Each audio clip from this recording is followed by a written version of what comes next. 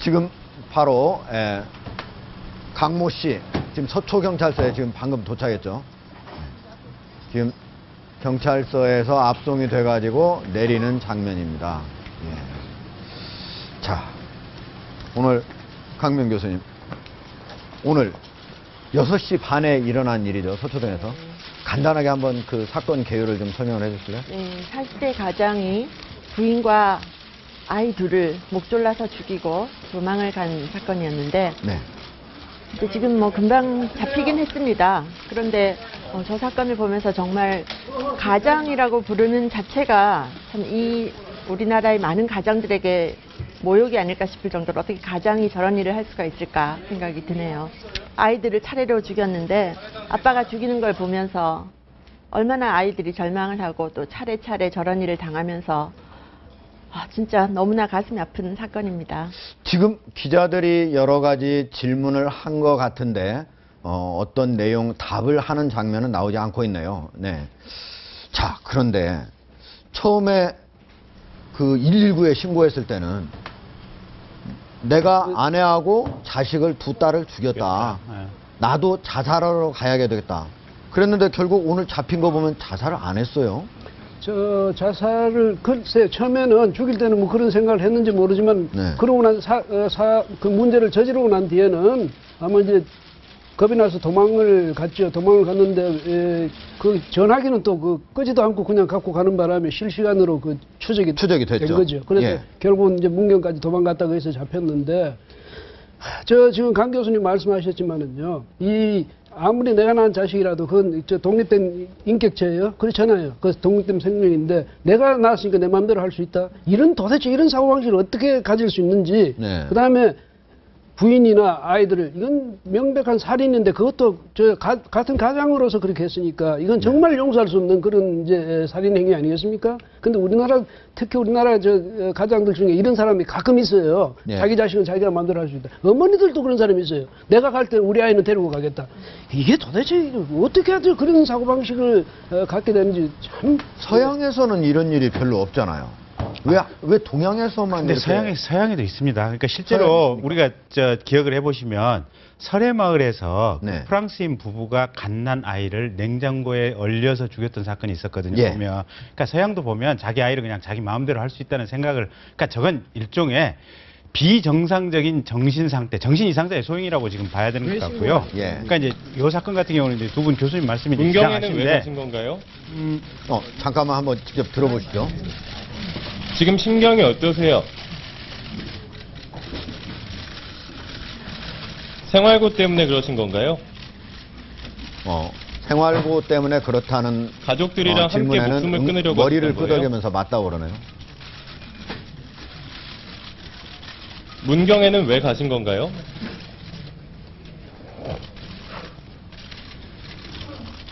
유서에는 어떤 내용을 쓰셨나요? 혹시 지금 후회하시나요?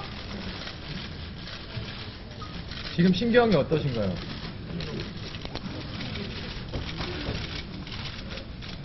가정 형편이 많이 어려우셨나요?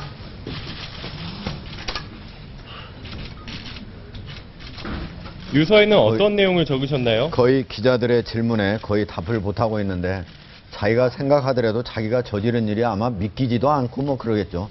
그런데 유서에 보면은 여러 가지 생활고가 자세히 쓰여 있었다고 그랬어요. 어떤 내용들이 좀 있었습니까? 이거 보면은 3년간 실직을 했었다. 네.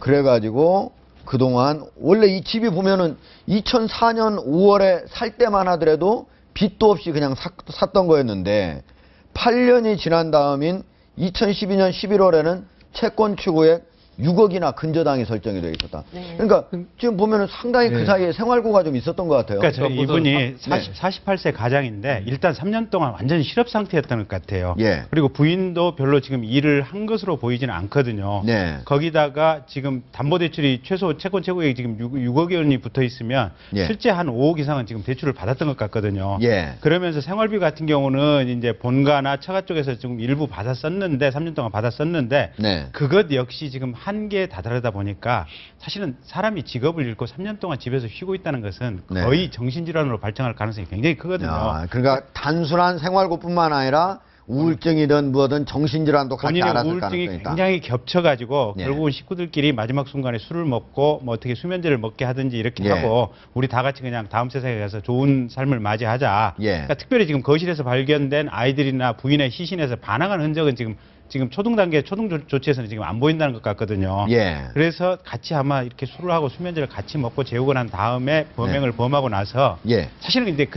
이제 그리고 나서 본인은 이제 목을 매든지 뭔가 적절한 방법으로 자살을 하기로 하고 아마 이렇게 됐었던 것 같은데 예.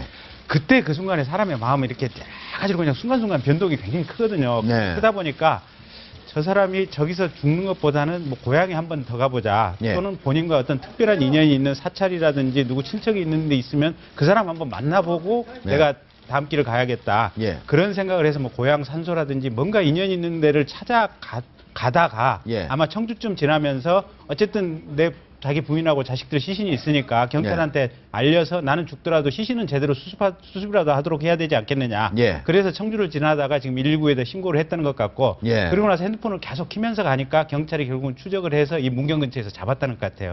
김규희 변호사님 지금 전혀 저도 모르는 많은 내용들을 알고 계신데 예.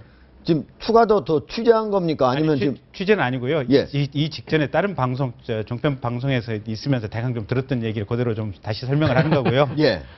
근데 이제 중요한 거는 이런 것 같아요. 그러니까 네. 우리나라의 실업률 문제가 굉장히 큰데 예. 사실은 지금 대학생들 같은 경우도 졸업하고 지금 반은 취업하고 반은 지금 취업을 못 한다는 거 아니겠습니까? 예. 인문계 같은 경우는 10명 중에 9명이 취업을 못 하고 1명만 지금 취업을 한다는 거 아니겠습니까? 예. 그러니까 저게 지금 저런 식의 어떤 폭발적인 사고로 지금 변경이 되는 거거든요. 네. 그래서 우리 사회가 사실은 저게 그냥 단순한 살인 사건이라고 볼 수도 있지만 그리고 네. 그 사건으로 끝나겠지만 그 배경에는 결국은 보면 취직이 안 되고 사회가 양극화라고 하고 뭔가 좀 힘들다. 그러니까 강남구 서초동에 있는 사람이 취업을 못하는 48세의 가정이 지금 저 정도 이르렀다는 거 아니겠습니까? 예. 그러니까 우리 사회 2015년 1월 달에 우리 사회 위험수위가 굉장히 지금 높은 단계에 있다. 예. 이런 점을 한번 그런데 생각해보고 일반적으로 이제 사회 문제라고도 할 수 있는데 저는 저 사건 보면서 정말 이해가 안 되는 것이 네. 이분이 서초동에 있는 10억 넘는 아파트에 살고 있었어요. 근저당 6억 잡혔다고 하더라도 빼고 나면 몇 억은 남았을 11억이니까 것이고 한 5억은 남잖아요. 예, 5억은 남고 또 예. 외제차를 타고 다녔다고 합니다. 그러면 예. 강남에 오코드. 있는 아파트에 예. 살면서 외제차를 타고 다니는 사람이 생활고라고 하면 이게 좀 이해가 안 되는 것이 더 힘들게 사시는 분들 너무너무 많으시거든요. 네. 그렇지만 그분들이 가족을 죽이고 그러지 않습니다. 그래서 정말 이해가 안 되는 것이 제가 이 사건을 보면서 이 사람이 정말 가장이었다면 어떤 다른 선택을 할 수 있었을까 생각을 해보면 네. 예를 들어 본인이 빚이 많다고 하면 이혼을 하고 본인이 혼자 뭐 극단적인 선택을 할 수도 있었을 거 아니에요. 그러니까요. 혹은 예를 들어서 뭐 무슨 사망보험을 들어놓고 그걸 가족에게 남기고 간다든지. 근데 지금 보면 가족을 다 죽이고 본인은 살았단 말이에요. 너무나 잔인한 거 아닙니까? 저는 정신이 이상하다고밖에 생각을 할 수가 없어요. 네. 근데 보통의 가장이 생각할 수 없는 방법 아닙니까? 우리 강 교수님 저 정도 환경이 되는 사람이 네. 다른 방법을 통해서 살 길을 찾아야 그러는데 네. 사실 보면 그 잘 살던 사람, 그 괜찮았던 사람이 나락으로 떨어질 때 그 예. 충격이 훨씬 심하고 어허. 극단적인 처음부터 처음부터 어려웠던 뭐 사람보다. 예컨대 노숙자라든가 처음부터 실업자였으면은 어떤 생활고의 고통에 네. 벌써 많이 단련돼 있기 때문에 괜찮은데 한때는 잘 나갔던 사람이었거든요. 예. 우리가 그 딱 보면 외제차에 그다음 서초동의 11억 아파트에 외국계 회사에 이런 사람이 어떤 잘 안 풀릴 때 훨씬 그 충격이 크고 그다음 아까 그 우리 김경진 변호사님 저게 뭐 사회 구조상 요새 취업이 어렵다 그러는데 제 생각엔 그 면도 있지만 더 큰 것은 많은 실업자들이 저렇게 자기 가족을 죽고 이제 범행하진 않거든요. 그러니까요. 본인이 심성이 네. 너무 나약한 겁니다. 네. 그러니까 어떤 어려운 문제를 자기의 의지와 노력으로 극복할 생각을 못하고 그냥 간단하게 죽으면 모든 게 아주 쉽게 끝나지 않습니까? 뭐 네. 별로 노력도 안 들고. 나약한 사람이 저렇게 가족을 그러니까 오히려 저런 사람들이 예. 성격이 나약한 사람이 더 많습니다. 근데 제가 생각할 네, 때는 그건 맞는 얘기입니다. 제가 네. 말씀 하나 드릴게요. 예. 근데 이걸 일반화시키는 건 이거 좀 굉장히 위험한 일입니다. 뭐냐면 그래서 그러니까 지금 저 여 변호사님 말씀도 맞지만 그렇다고 모든 좌절당한 사람들이 그런 것도 아니고 또 김 변호사님 말씀하신 것처럼 예. 요즘 이걸 실험 뭐 이런 것하고 연관시켜서 청년 실업하고 연관시켜서 그렇게 말하는 것도 지금 그렇게 취업도 못하고 고생하는 사람들 모욕이 될 수 있거든. 예. 그래서 이제 그렇게 너무 일반화시키지 말고 특정인인데 특정인 저 사람이 그런 아까 강 교수 말씀하셨지만 그런 식의 어떤 말로도 어떤 해명으로도 어떤 변명으로도 저게 변명이 안 되는 거거든. 예. 그 점을 지적을 해줘야지. 예. 이것을 사회적인 현상 가지고 같이 연결시켜서 결국 하다 보면 정부 책임이다. 누구 책임? 예, 이렇게 되면 알겠습니다. 이거는 문제가. 자, 김경진 변호사님.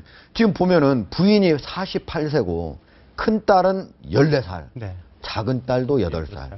사실은 8살 어린애는 모르겠지만 14살만 되더라도 좀 스스로 자기 자신을 생활할 수 있고 또 48세 아내가 있으니까 자기가 혼자 죽더라도 얼마든지 살 수 있는데 이렇게 가족을 죽이고 자기가 죽겠다. 이거 큰 문제인 것 같아요. 근데 저게 지금 가족들도 아마 틀림없이 이제 본인을 불러서 조사를 해보면 나오겠지만 네. 같이 죽자라고 하는 암묵적인 어떤 그러니까 얘기가 좀- 딸들 죽일 때 아무런 부인이 저항을 안 했겠죠. 네, 그러니까 예. 저게 한 사람이 정신병을 앓고 있으면 집안에서 가까운 사람들까지 정신질환도 옮겨가는 거거든요. 저게 무슨 바이러스는 아니지만 예. 실제로 우울증이 같이 지금 옮겨다닙니다. 그래서 저런 상황 속에서 벌어진 범죄일 가능성이 굉장히 높다. 그다음에 아까 예 변호사님 말씀하신 대로 살인범들 조사를 해보면은요. 의외로 굉장히 심약한 사람들이 많습니다. 예. 그러니까 본인이 칼을 들고 있는 것은 두려워서 부들부들 떨면서 칼 들고 있는 경우 굉장히 많거든요. 예. 그래서 저 사람도 심성이 굉장히 약하다 보니까 우울증이나 어떤 정신질환에 굉장히 심하게 시달렸을 가능성이 높다. 그렇게 보여집니다. 예. 자, 그럼 지금 보면은 이 가장 중요한 게 가족들을 죽일 때 적어도 그 사람들이 예를 들면 뭐라도 눌러가지고 아니면 뭐 119라도 눌러가지고 좀 살 수 있는 이런 방법 이런 것들이 좀 체계적으로 좀 갖춰져야 될 것 같은데 그래야만 어떻게 잘못 가장이 생각했다던가 아니면은 부인이 잘못 생각했다던가 이런 때 좀 그걸 방지할 수가 있잖아요. 근데 이게 단순히 이 사건만 보면 아까 김 변호사님 말씀하신 것처럼 뭔가 가족들 간에 암묵적인 동의가 있었거나 뭔가 있었을 것 같아요. 또 네. 수면제를 다 먹고 뭐 죽기로 했다라고 한다면 신고를 할 수도 없는 그런 상황이었을 것이고, 근데 아이들 입장에서는 정말 뭐가 죄가 있습니까? 태어났다는 죄밖에 없는 거죠. 태어나게 했다고 죽일 수 있는 권리까지 있는 거는 없는 거죠. 진짜 너무 끔찍한 사건입니다. 제가 볼 때는 네. 이게 앞으로 부검을 해서 저항헌이라고 그러죠. 이런데 그게 있는지를 봐야겠지만은 네. 지금 세 모녀가 같이 있을 때 죽였다면은 아까 김 변호사님 말씀대로 아마 수면제라든가 어떤 걸로 해서 저항이 전혀 불가능한 상태에서 네. 그렇게 죽였을 것입니다. 예. 그래서 지금 나오는 게 유서에 아이들과 가족이 미안하다는 게 바로 그런 걸 말하는 것 같습니다. 알겠습니다.